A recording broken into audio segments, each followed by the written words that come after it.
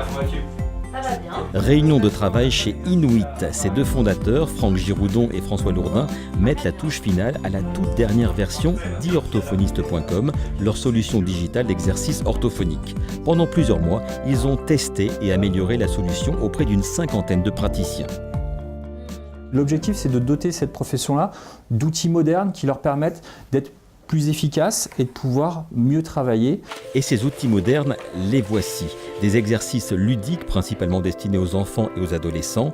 L'orthophoniste a le choix, les utiliser dans son cabinet ou les prescrire à ses patients pour une utilisation à domicile. Notre objectif est de sortir le patient de sa condition de patient, l'amener sur un territoire d'émotion dans lequel il se rend compte qu'il est acteur de sa remédiation, il est transporté dans un monde où il a choisi un avatar, des copains digitaux qui vont venir, qui vont l'encourager, qui vont l'aider.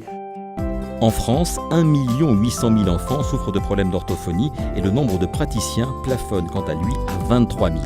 Beaucoup de patients habitent loin du premier cabinet d'orthophonie. C'est le cas d'Emma, qui vit dans la Loire. La plupart de ses exercices, elle les réalise donc à domicile, avec sa maman et dans la bonne humeur.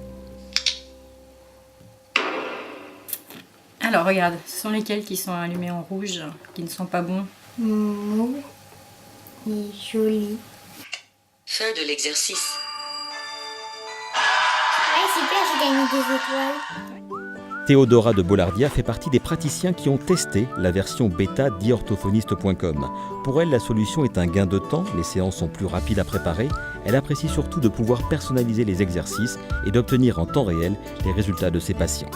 J'ai accès aux résultats détaillés et à ce moment-là, je sais exactement où le patient a fait des erreurs, son temps de réponse. Voilà, ce qui me permet de faire une analyse plus qualitative. Tel phonème est difficile pour lui encore, qui me permettra de cibler ces phonèmes peut-être plus précisément lors d'une prochaine séance. Il y a près de 50% des orthophonistes qui sont pluri-équipés, c'est-à-dire qui ont un ordinateur et une tablette.